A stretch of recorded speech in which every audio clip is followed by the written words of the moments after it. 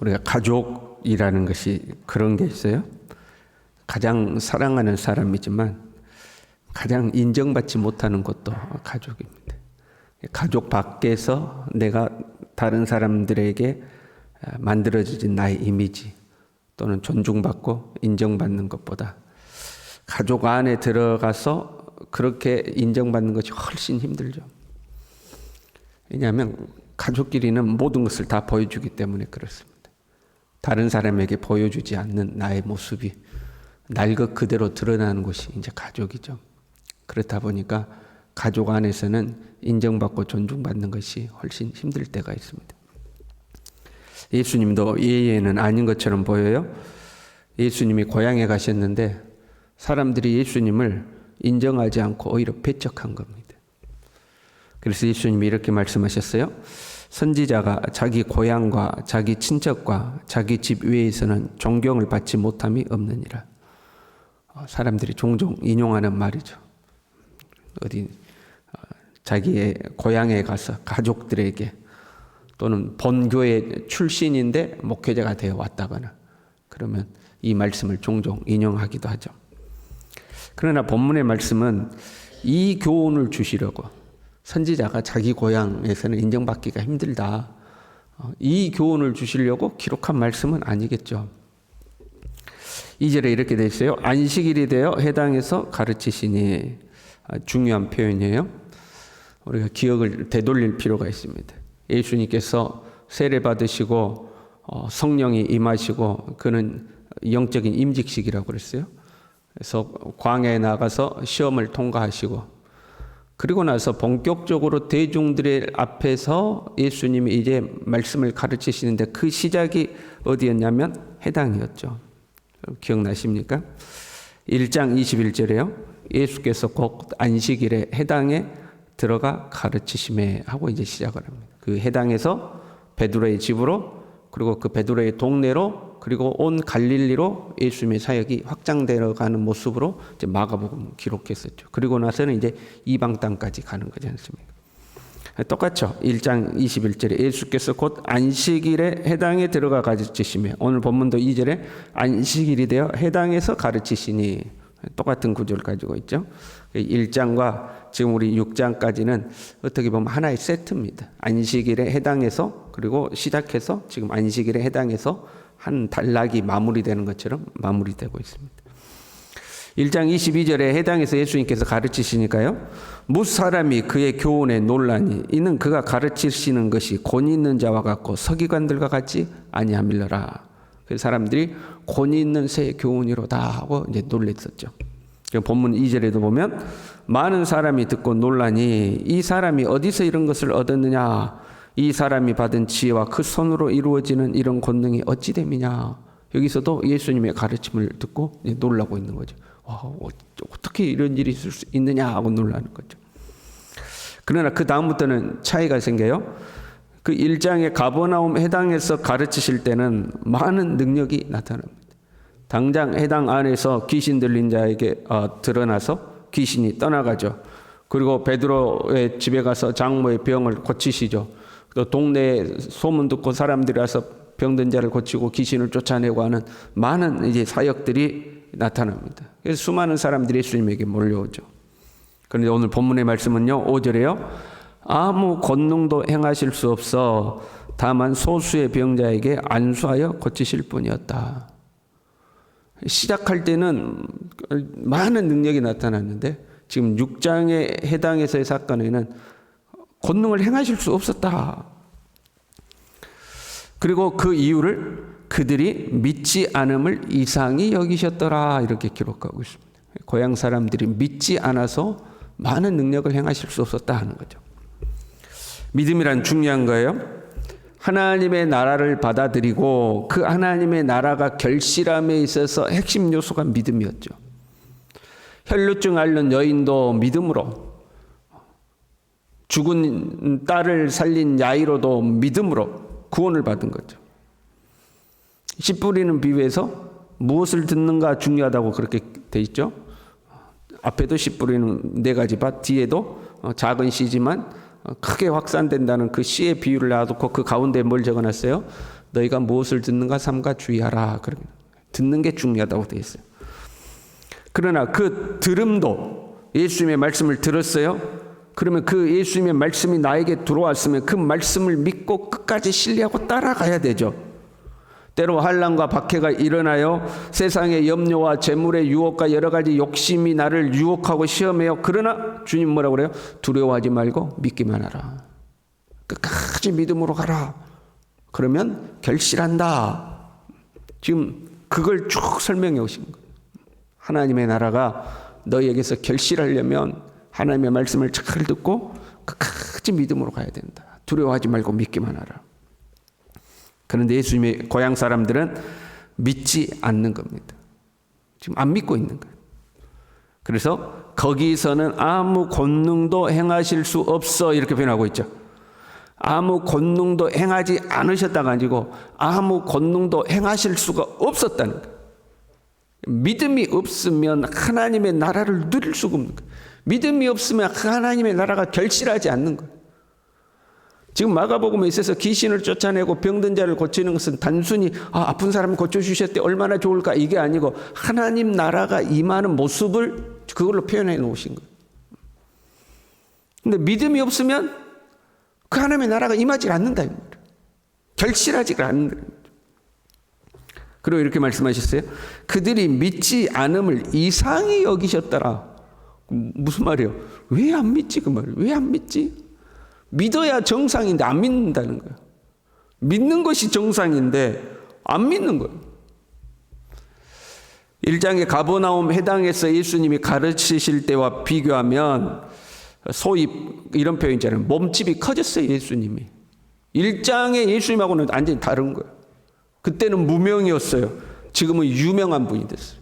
그 사회적 유명세를 완전히 전국에 소문이 나요. 전국이 아니라 나라 밖에까지 소문 났어요. 이제는. 이방인들도 예수님을 알아요. 어디를 가든지 사람들이 예수님 따라와요. 지금 바로 앞장 5장에서는 죽은 야이로의 딸을 살려내기까지, 죽은 자를 살려내기까지 하셨어요. 그런 예수님이 고향에 오신 것은요, 고향에 베푸는 예수님의 은혜입니다. 서로 예수님 모시고 가려고 하지 않겠어요? 예수님이 우리 교회 부흥에 오셨다고 해봐요. 예수님이 여러분 식사 대접 서로 하려고 하겠어요? 안 하겠어요? 그 예수님이 그냥 만져만 주면 병이 낫고 그 예수님이 말씀하면 내게서 더러운 것들이 다 떠나가고 문제가 해결되고 막 빛이 비치고 그러니 그럼 서로 예수님 모시고 가려고 하지 않겠어요? 그 바쁘신 예수님이 고향에 오셨다 이 말이에요. 은혜죠. 그러면 쌍수를 들어 환영해야 되지 않겠어요? 예수님이 오셨단 말이에요. 그리고 막 서로 예수님 자기 집에 막 모시고 가려고 하든지 아니면 동네 사람들이 모여가지고 병든 자를 막 메고 오고 다 끄집고 오고 귀신 들린 자를 데리고 오고 이 사람도 고쳐주십시오. 저 사람도 고쳐주십시오. 해야 맞는 거 아니냐 이 말이에요. 그래서 예수님이 이상히 여겼다라는 거예요. 다른 데 가면 다 막 그냥 밥 먹을 틈도 없이 바빠. 왜 이들은 예수님을 배척했을까? 사람들의 반응이 3절에 이렇게 기록되어 있습니다. 이 사람이 마리아의 아들 목수가 아니냐? 야고보와 요셉과 유다와 시몬의 형제가 아니냐? 그 누이들이 우리와 함께 여기 있지 아니하냐 하고 예수를 배척한지라. 그러니까 한마디로 내가 그 예수 다 알아. 내가 그 예수와 그 가족들 잘 아는데 내가 걔 어릴 때도 봤는데 내가 아는데 그런 거예요. 내가 아는데 우리가 선지식, 선입견 또는 고정관념 뭐 이렇게 표현들 하죠. 내가 알고 있는데 내가 이미 다 아는데 내가 저 사람 아는데 이런 고정관념 또는 선입견이 이들의 믿음을 방해하고 있는 겁니다. 이게 참 단순해 보이지만 견고한 성과 같은 것이 내가 아는데 내가 경험해 봤는데 이런 것들이 내 상식에는 내 생각에는 내가 경험해 본 바에 의하면 내가 아는 바에 의하면 이런 거죠. 단순한 상식 누가 보더라도 그럴듯한 상식 이게 참 견고해요. 잘 안 깨져요. 그런데 하나님의 나라는 단순하고 상식적으로 보이는 것이 깨져야 받아들일 수가 있는 거예요. 예수님이 야이로의 집에 갔어요. 야이로의 딸이 죽었어요. 사람들이 애곡하고 있었어요. 왜요? 상식적으로 죽으면 끝인 거예요. 그보다 단순한 논리가 어디 있어요? 죽으면 끝난 거예요. 그런데 예수님이 뭐라고 그랬어요? 죽은 것이 아니라 잔다 그러셨어요. 그 상식을 완전히 깨는 거예요. 사람들이 비웃었다 그랬어요. 말도 안 되는 소리라는 거죠. 그런 일이 어디 있냐는 거죠. 그런데 그 상식을 깨고 소녀가 살아난 거죠. 그게 하나님의 나라라는 거예요. 그래서 예수님 우리 보고 두려워하지 말고 믿기만 하라. 네가 알고 있는 그 상식을 하나님의 나라는 깬다는 거죠. 넘어선다는 거죠. 그러면 좀 이상해요. 이 동네 사람들. 그 내가 아는데, 나 예수가 누군지 아는데 그게 자기들의 지식이에요. 그런데 현재는 완전히 다르잖아요. 자기들이 알던 예수님의 모습이 아니잖아요. 자기들이 어렸을 때 봤던 그 예수님의 모습이 아니잖아요. 현재는 완전히 몸집이 달라져 갖고 왔잖아요. 뭐 전국의 이름을 알리고 있는 상황들이잖아요. 자기들이 보더라도 놀랍잖아요. 자기들도 현재 놀라고 있잖아요. 어떻게 된 일이냐 말이야. 저런 말씀과 권능이 도대체 어디서 오는 거냐. 자기들도 놀라고 있잖아요. 그러면 생각을 바꿔야 되잖아요. 그런데 안 바꾸는 거죠. 그래서 이상히 여기셨다. 그런데요, 사실 예수님의 친족들은 예수님을 처음부터 믿지 않았습니다. 3장 21절에 보면 친족들이 예수님을 찾으러 오죠. 그때의 친족들이 뭐라고 그러냐면 예수를 미쳤다 그랬어요. 쟤 미쳐가지고 저렇게 돌아다니니까 빨리 데리고 고향으로 가자 하고 친족들이 예수님을 데리고 왔어요. 데리러 온 거예요. 친족들은 처음부터 예수님의 반대편에 서 있던 사람들이었어요. 처음부터 예수님의 반대편에. 그때 예수님이 주신 교훈이 누가 내 어머니고 내 형제고 내 자매냐? 하나님 뜻대로 하는 너희들이다. 그렇게 말씀하시고. 처음부터 예수님 반대편에 서 있던 사람들, 이들은 길가와 같은 사람들. 가장 가까운 친족이지만 길가와 같은 사람들. 예수 그리스도가 왔지만 그냥 배척한 거예요. 여러분, 하나님의 나라는요, 믿음으로 우리 안에 들어와 믿음으로 자라고 믿음으로 결실하는. 근데 그 믿음을 방해하는 것이 뭐예요? 이미 씨가 떨어져서 싹이 나는 중에 박해가 찾아오기도 하고 환란이 찾아오기도 하고 유혹이 찾아오기도 하는 거죠. 그러나 길가와 같은 사람들은 그들의 고정관념 절대 안 받아들이는 거예요.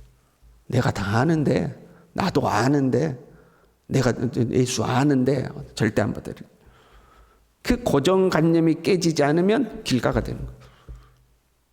오늘날 우리도 마찬가지. 우리는 이미 예수님을 믿었지만 그 예수 그리스도의 복음 외에 우리가 성령께서 우리에게 주시는 말씀들이 있잖아요. 그 말씀의 씨앗들이 우리에게 떨어지는데 뭐 내가 다 해봤는데, 내가 다 아는데 그건 안 돼 하는 내 자신의 그 고정관념, 자아의식, 내 자아죠, 내 자아. 그게 깨져야 하나님의 말씀이 내 안에 풍성하게 자라는 거예요. 마치 씨가 그 껍질을 깨고 싹이 나오는 것처럼 나라는 자아를 깨고 하나님의 말씀이 나와야 싹이 트고 자라나는 거죠. 저와 여러분이 날마다 성장할 수 있길 바랍니다. 날마다 작은 씨가 자라나 큰 나무가 되듯이 내 안에 하나님의 말씀이 날마다 자라날 수 있도록 나를 낮추고 겸손해지고 내가 깨지고 또 깨지고 오직 하나님의 말씀이 우리 안에 풍성할 수 있기를 간절히 바랍니다. 기도하겠습니다. 주님, 가장 가까운 사람들이지만 가장 믿음이 없는 사람들이 되어 길가가 되어버리는 것을 봅니다. 내가 아니까, 내가 안다고 생각하니까 하나님의 말씀이 그들 안에 떨어지지 아니하는 것을 주님, 우리 스스로 교만해지지 않도록, 안다고 생각하지 않도록, 내 자신이 고정관념 속에 갇히지 아니하도록 항상 겸손하게 주님 앞에 엎드려 말씀을 기쁨으로 받아들이고 그 말씀을 끝까지 신뢰하는 견고한 믿음을 우리 모두에게 허락하여 주시옵소서. 예수님의 이름으로 기도 올리옵나이다. 아멘.